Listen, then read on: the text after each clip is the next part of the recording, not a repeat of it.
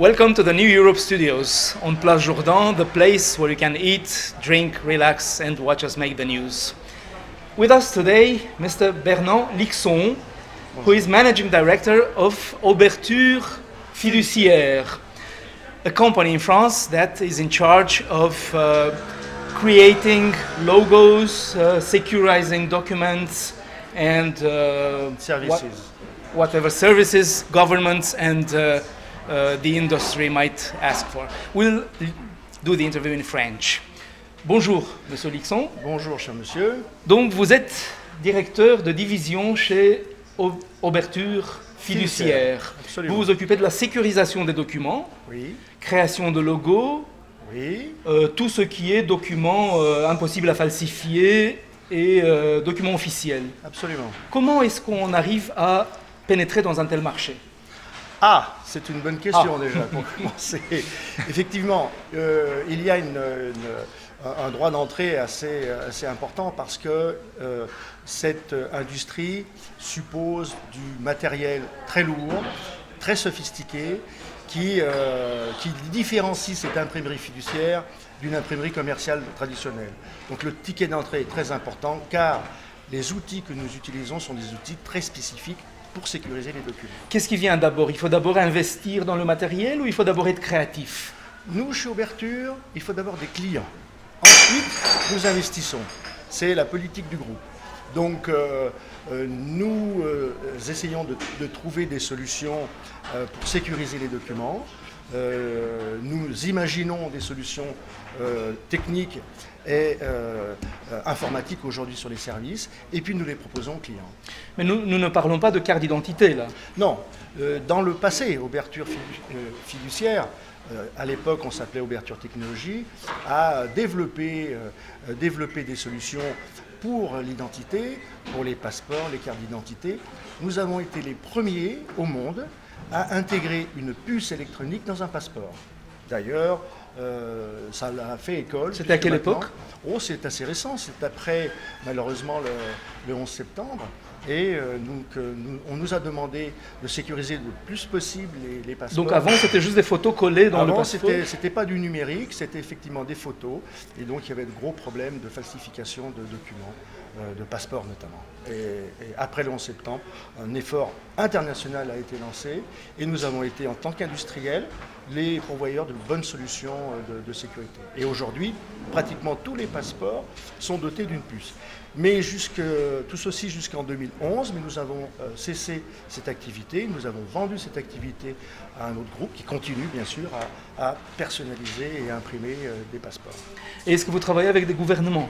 Oui, alors notre principale activité dans mon activité SDS, mes clients, 98% de mes clients sont des gouvernements. Donc ce sont des administrations des gouvernements, au travers du Trésor notamment, et différentes administrations, et nous leur fournissons des documents sécurisés. Ce sont des gouvernements européens ou des pays d'Afrique ou d'Asie ou... Nous travaillons principalement pour l'Afrique, avec les gouvernements africains. 95% de nos clients sont des Africains, des pays africains. Et comment fait-on pour passer le test de la confiance? Qu'est-ce qui garantit qu'une boîte privée française ne va pas abuser des données collectées, rassemblées? Bon, nous avons des règles d'éthique et de déontologie extrêmement poussées. Nous utilisons évidemment des fichiers qui appartiennent à nos clients, mais bien entendu, nous respectons les règles de déontologie et de sécurité qui sont propres à ces règles.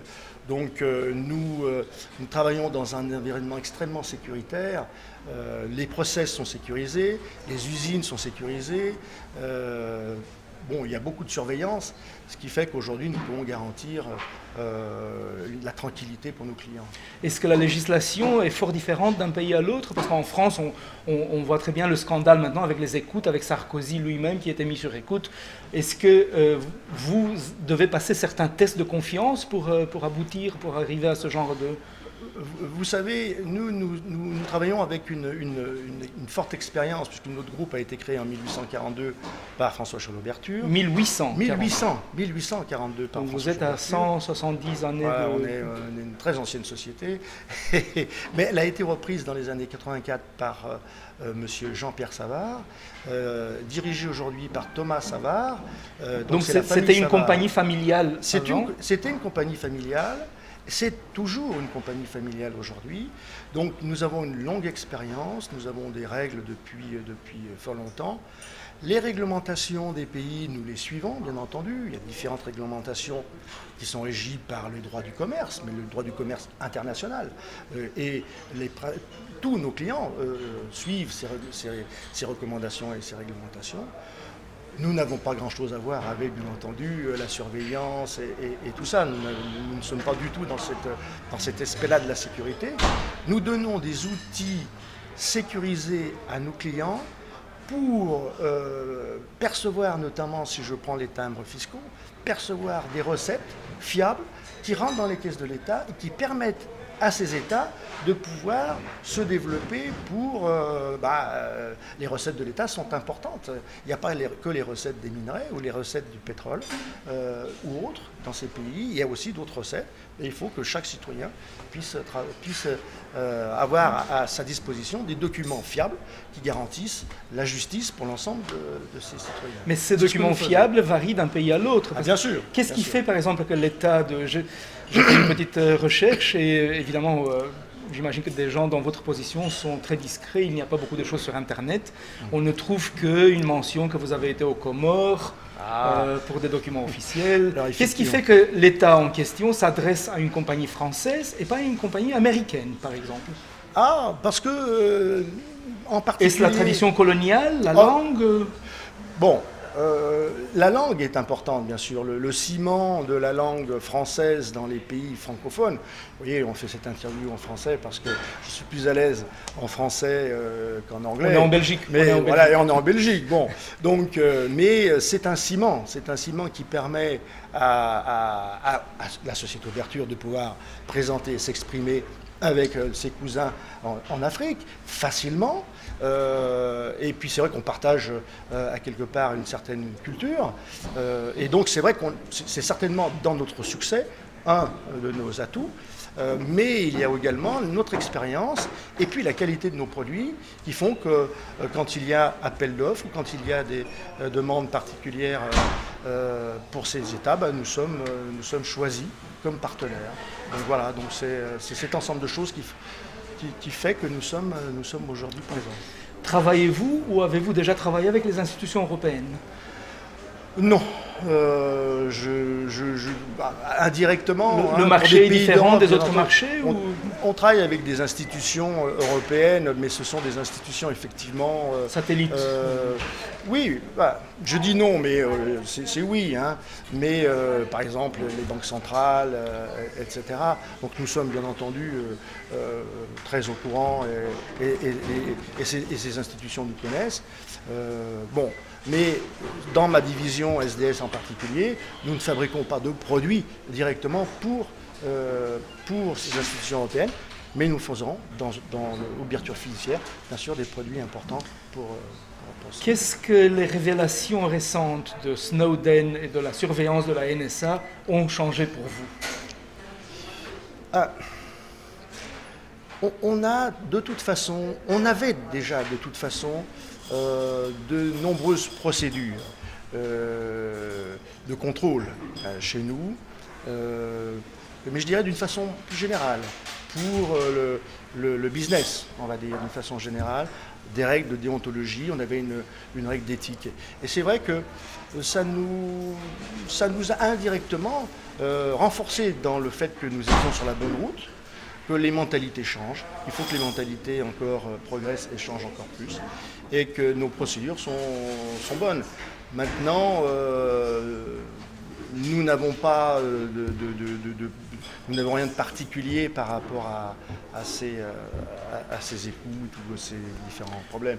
Mais c'est vrai qu'aujourd'hui, avec Internet, avec la communication qu'il y a dans le monde entier, aujourd'hui, un fait qui se passe 5 minutes en Afghanistan il y a 5 minutes, on va le savoir immédiatement parce qu'on a tous des smartphones, on a tous des applications qui font que... Ma question, c'était plutôt si le scandale en question, les révélations en question n'ont pas quelque part alourdi le marché dans le sens d'augmenter la suspicion des clients avec l'accès que vous avez à certaines données.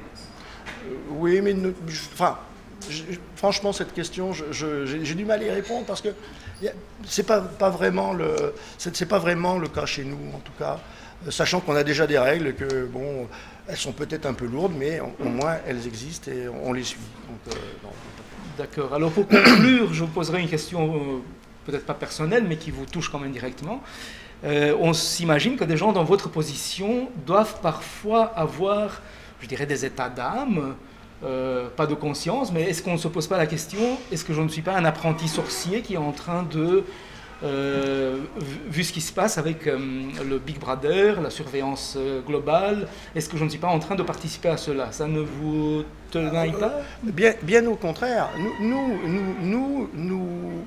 Nous imaginons des solutions au service des États, notamment africains, et des citoyens africains, pour justement fiabiliser, si je prends par exemple les titres de propriété, le foncier est un énorme problème, notamment en Afrique, parce qu'il y a beaucoup de difficultés sur le partage des terres et on ne sait pas vraiment à qui appartient ce lopin de terre et ça fait des conflits et la justice est embouteillée. Ce sont des choses qu'en Europe on faisait il y a 100 ans. Oui, mais voilà. Mais nous, on nous a confié notamment au Tchad, nos amis tchadiens nous ont fait confiance pour moderniser le cadastre au Tchad et sécuriser les titres fonciers, mais pour cela, il a fallu faire un travail considérable que nous avons fini de réaliser, que nous sommes en train de parfaire en donnant des titres sécurisés aux citoyens. Mais justement, on donne aux citoyens donc on traite des fichiers, évidemment. Il faut avoir le fichier, il fallait reprendre l'archivage de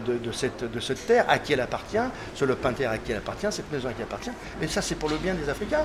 C'est pas pour le bien de qui ou de quoi. Au moins ça, c'est concret. Et avec ça, eh bien, ils ont un papier et ils ont un capital qu'ils vont pouvoir transmettre à leur famille et à leurs parents. Donc je trouve bien au contraire que nous travaillons dans ce sens-là. Nous créons des bases de données, nous créons des fichiers, mais pour le bien des gens et non pas pour faire plaisir à certains. Et donc on ne doit pas craindre l'arrivée d'un temps où tout le monde aura une puce dans la peau et la technologie avance. Un GPS dans le cerveau. Les technologies avancent. Nous sommes des industriels et des gens de service. Nous utilisons les technologies qui sont à notre portée et que nous savons pouvoir utiliser. Là, on a, comme je vous le disais, intégré des puces dans des passeports parce que nous savions faire des puces, nous savions personnaliser des puces et nous savions les intégrer. Nous avons trouvé comment les intégrer dans les passeports. Aujourd'hui, nous pensons à plus en plus de solutions avec, je ne sais pas si vous connaissez les QR codes qui sont des codes que nous mettons sur des documents. On peut, en scannant avec son smartphone le QR code, aller sur une base de données sécurisée qui vous permettra, par exemple, d'assurer la traçabilité d'un document. Je fais des diplômes sécurisés pour l'Afrique. Ces diplômes sécurisés, on pourra avoir son smartphone en le cliquant, voir qu'effectivement, cette personne que vous avez en face de vous est bien titulaire du diplôme. Donc ça, c'est une avancée technologique que nous utilisons pour sécuriser les documents et pour sécuriser les citoyens, notamment africains. Donc on va dans le bon sens. Et peut-être qu'un jour, on n'aura plus besoin de documents, on devra avoir juste un téléphone avec nos données personnelles dedans. C'est ce qu'on ne veut pas. Il faut quand même qu'on produise des documents. Le parchemin le diplôme que nous avons, c'est un beau parchemin. On est quand même très heureux de l'avoir au mur quand on a réussi son examen. Donc il faut quand même que ça soit matérialisé par quelque chose de beau, et c'est ce que nous faisons. Vous êtes aussi un esthète. Merci. Bernard. Merci. Bernard Lixon, nous avons eu aujourd'hui avec nous M. Bernard Lixon, directeur de division chez Ouverture Fiduciaire. Okay. I am Dan Alex, we are on Place Jourdan. This is New Europe Studios, the place where you can eat, drink, relax and watch us make the news.